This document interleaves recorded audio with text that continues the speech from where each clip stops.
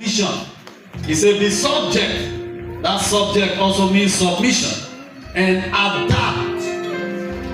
I want to talk about adapt now. And adapt. That word adapt means adapt yourself to your own husband as a service to the Lord. So as you adapt to your husband, you are doing service to the Lord. The word adapt means to make suitable. It means to adjust.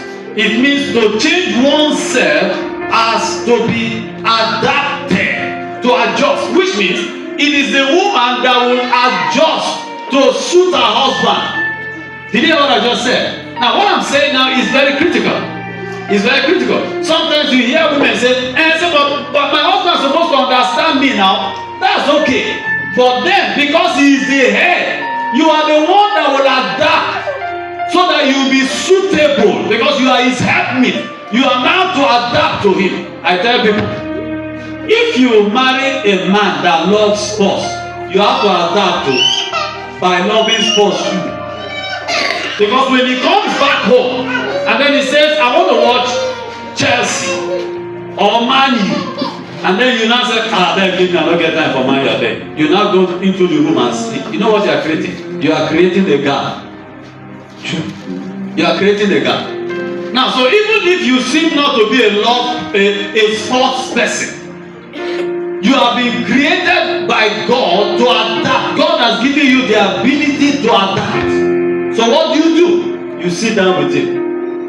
Chelsea can play. When you do that, you are creating something in him. Are you getting what I'm saying? Chelsea can play. In fact, I saw a family where they put on the same uniform.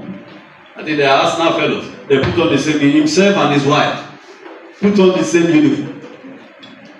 My wife wasn't a very good sports person, but because she knows I love sports, automatically she turned a sports fellow.